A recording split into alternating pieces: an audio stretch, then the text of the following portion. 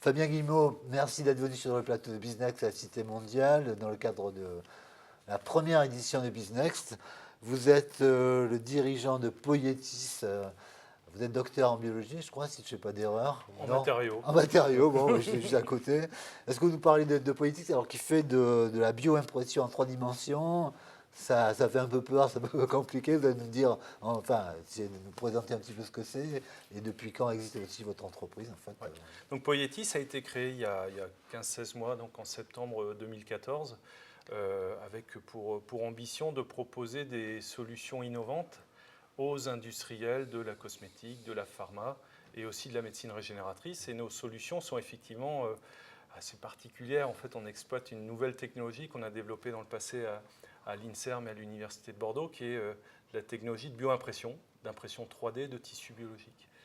Alors pour ça, en fait, la bioimpression est quelque chose d'un peu particulier. En fait, on marie un peu quelque chose d'assez artisanal, sophistiqué mais artisanal, qui est la culture cellulaire, Ouais. Et quelque chose qu'on observe de plus en plus. Pour ça, je pensais que vous étiez biologiste à cause quelque chose qu'on observe de plus en plus et qui est de plus en plus impactant, c'est le numérique. Ouais.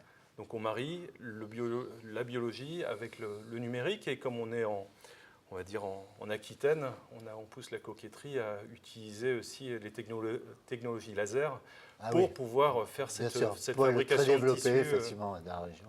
Donc voilà. Donc là, vous êtes innovateur de l'année. Vous êtes, on dit 15-16 mois, c'est encore très jeune. Vous êtes en train de vous développer. Vous fonctionnez un petit peu comme un laboratoire de recherche et de développement. Néanmoins, vous avez quand même mis des process au point. Est-ce que vous parlez de leur protection? Apparemment, bon, elle a été étendue récemment à d'autres pays que la France. Ça évolue comment? On est dans un domaine effectivement de forte concurrence avec des enjeux socio-économiques majeurs. Et c'est vrai qu'on a vraiment une stratégie assez forte de protection en fait, de notre patrimoine et de notre propriété intellectuelle. Et c'est vrai que cette année a été assez importante pour nous parce que nos premiers brevets ont été délivrés aux États-Unis et au Japon, qui sont vraiment les deux principaux marchés, notamment de la médecine régénératrice. La médecine régénératrice, pardon, c'est votre axe disons, porteur à l'étranger, à l'international pour le moment. C'est vraiment la vocation de l'entreprise. On a décidé en fait un peu par stratégie et aussi par opportunité, parce qu'il y a des opportunités réglementaires, de partir d'abord sur les applications dans le domaine de la cosmétique et de l'industrie pharmaceutique. Okay. Il y a une opportunité réglementaire, notamment du fait de la réduction, voire de l'interdiction de l'usage des animaux, de l'expérimentation animale pour faire des tests. Donc on propose des tissus biologiques. Les modèles animaux. Voilà, on remplace les animaux par des tissus biologiques bio-imprimés. Et en fait, par ce biais, ça va nous permettre de développer pas mal de savoir-faire, d'améliorer la techno, qui après seront utilisés dans le contexte clinique, donc de la médecine régénératrice, où là l'objectif est de fabriquer des tissus qui seront implantés, donc des greffons en fait, qui seront implantés chez l'homme. Les États-Unis, le Japon, 2016, vous allez, je sais pas, aller voir là-bas, il va se passer quelque chose?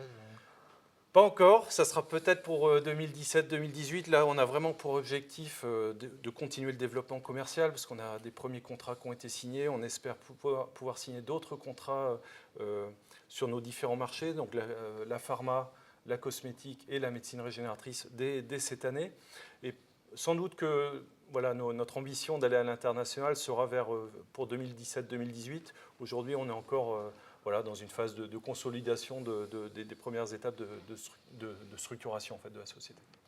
2017, c'est très proche, 2018 aussi, donc bon, on se reverra, c'est fatal par rapport à ça. Fabien Guillemot, je vous remercie beaucoup. Donc je rappelle, vous êtes l'innovateur de l'année BizNext. Je vous dis à bientôt et je vous souhaite une bonne soirée. Je vous remercie d'être venu sur notre plateau. Merci à vous. Merci.